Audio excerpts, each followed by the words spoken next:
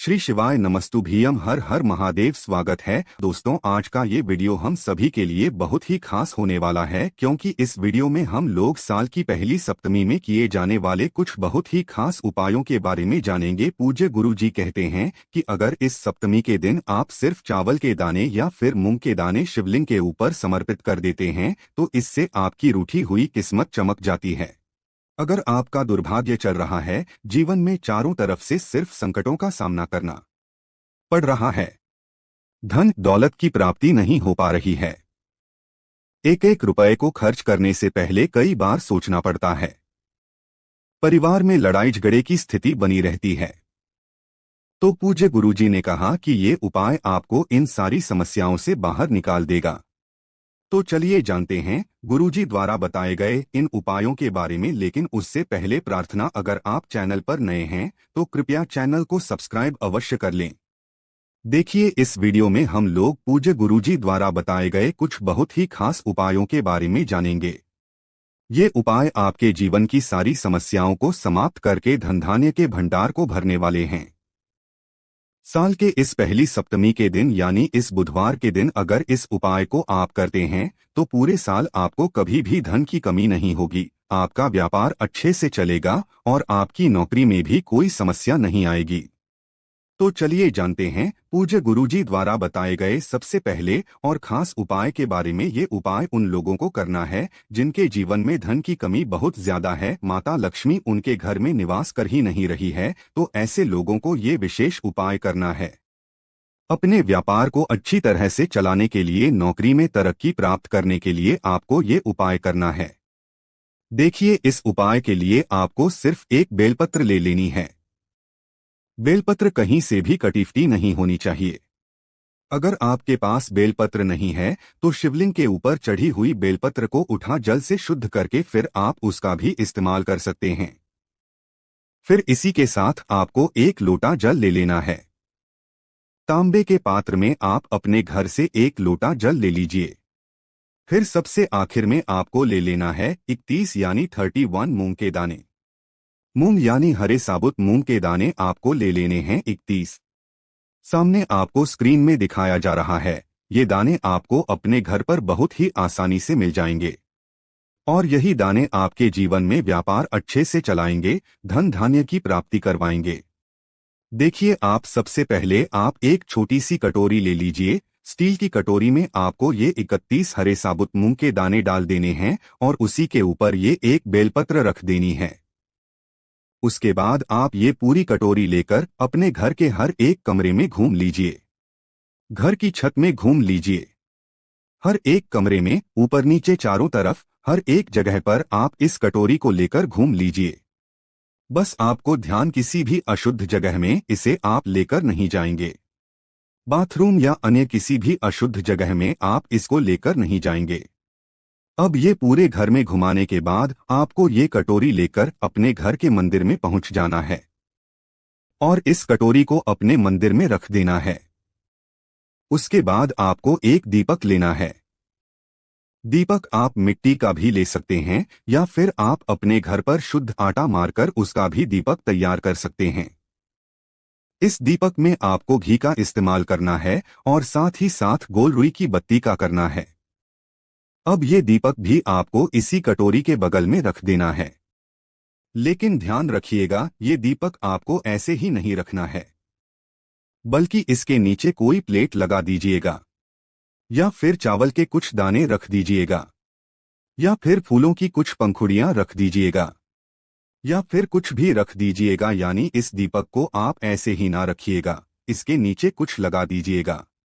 अब ये कटोरी थोड़ी देर आपको अपने मंदिर में रखे रहने देना है और फिर 5 मिनट या 10 मिनट या आधे घंटे या 1 घंटे या 2 घंटे, जितनी देर भी आप रखे रह पाए उतनी देर रख लीजिए। और फिर ये लेकर और एक लोटा जल लेकर आपको पहुंच जाना है शिवालय। देखिए, इस उपाय को आप पूरे दिन में किसी भी समय कर सकते हैं। शिवालय पहुंचने के बाद सबसे पहले आप जो 31 हरे मूंग के दाने लेकर आए हैं उनको माता अशोक सुंदरी वाले स्थान पर रख दीजिए। आप सभी जानते हैं कि जलाधारी के बीच में जो मोटी उठी हुई लाइन होती है वो माता अशोक सुंदरी का स्थान कहलाती है। और यहीं पर आपको ये 31 हरे मूंग के दाने रख देने हैं। और आप जो एक बेलपत्र लेकर आए हैं उसको अपनी हथेली में रखिए, महादेव से अपनी मनोकामना बोलिए और उस मनोकामना को पूर्ण करने की प्रार्थना कर लीजिए। देखिए, आपकी मनोकामना धन प्राप्ति से संबंधित हो या फिर व्यापार को अच्छे से चलाने के लिए हो या किसी भी प्रकार की मनोकामना हो, उस मनोकामना को पूर्ण करने की महादेव से प्रार्थना करिए और फिर ये एक बेलपत्र आप शिवलिंग के ऊपर समर्पित कर दीजिए। ध्यान रखिएगा, ये बेलपत्र की जो डंडी रहेगी वो जलाधारी रहेगी और बेलपत्र की चिकनी साइड का हिस्सा शिवलिंग में टच करेगा। अब फिर इसके बाद सबसे आखिर में आपको एक लोटा जल बेलपत्र के ऊपर धीरे धीरे समर्पित करते जाना है और लगातार कुंदकेश्वर महादेव या फिर ओम नमः शिवाय या फिर श्री शिवाय नमस्ते, इन तीनों में से किसी का भी स्मरण करते जाना है। मंत्र का स्मरण करते हुए जल समर्पित कर दीजिए। फिर उसके बाद आप वापस अपने घर आ जाइए। पूज्य गुरु जी कहते हैं कि जो भी व्यक्ति बुधवार के दिन इस विषय उपाय को कर लेता है तो उसके जीवन की समस्त समस्याओं का अंत होकर धन, धान्य तथा वैभव की प्राप्ति होती है। अब जानते हैं पूज्य गुरु जी द्वारा बताए गए दूसरे खास उपाय के बारे में। ये उपाय उन लोगों को करना है जिनके शरीर में कोई भारी रोग हो गया है, भारी बीमारी हो गई है। कई डॉक्टरों को दिखा चुके हैं, कई तरह की दवाएं खा रहे हैं, लेकिन आराम नहीं मिल रहा है, तो ऐसे लोगों को ये उपाय कर लेना चाहिए। इस उपाय के लिए भी आपको एक लोटा जल ले लेना है।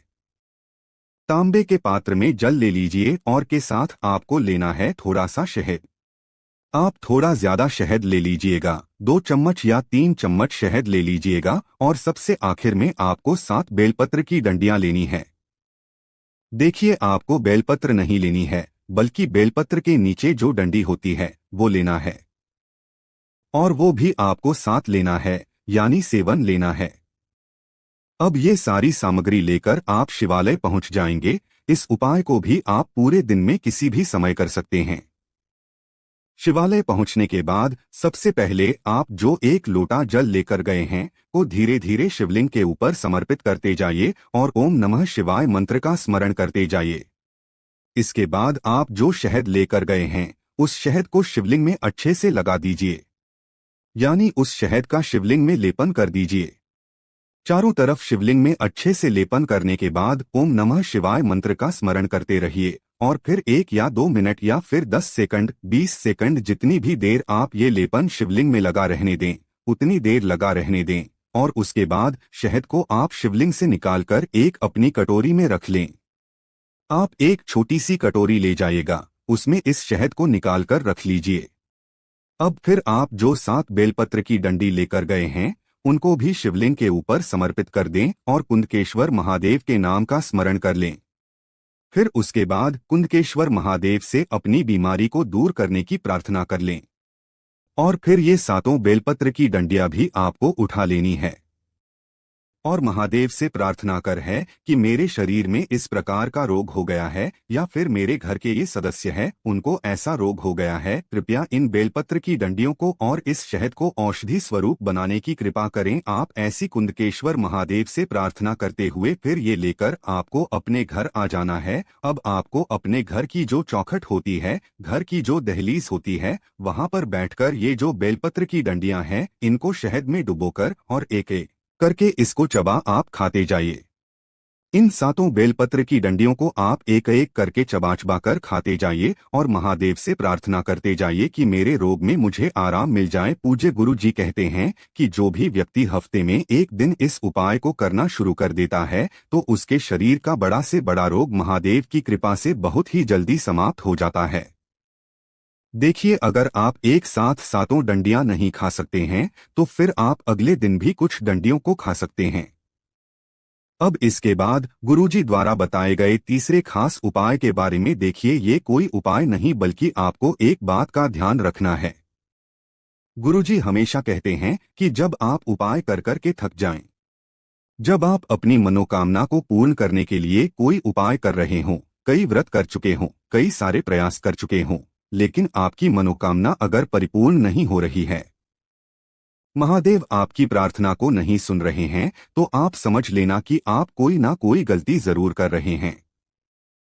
देखिए पूज्य गुरु जी, अगर आपके घर के आसपास शिवलिंग है तो आप कोशिश किया करिए कि आप नंगे पांव ही शिवलिंग में जल चढ़ाने या फिर अपनी कोई भी पूजा करने जाए। देखिए, अगर हम लोग नंगे पांव शिवालय जाते हैं तो इससे हमें किसी भी प्रकार का दोष नहीं लगता है।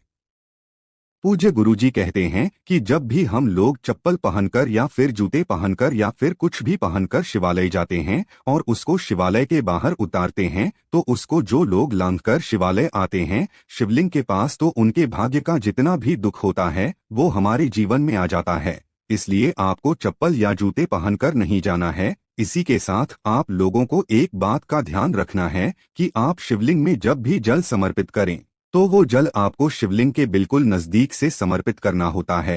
यानी आपको लोटा बहुत ऊपर से उठाकर शिवलिंग के ऊपर जल समर्पित नहीं करना होता है, क्योंकि इससे फिर जल के जो छींटे होंगे वो हमारे पैरों में पड़ेंगे और हमें हमारी पूजा का लाभ नहीं मिलेगा।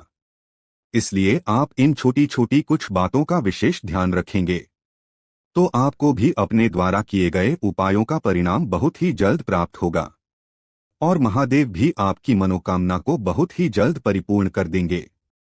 तो दोस्तों, ये थे पूज्य गुरुजी द्वारा बताए गए कुछ बहुत ही खास उपाय। अगर आपको जानकारी अच्छी लगी हो तो वीडियो लाइक करिएगा, साथ ही साथ चैनल को सब्सक्राइब करना मत भूलिएगा।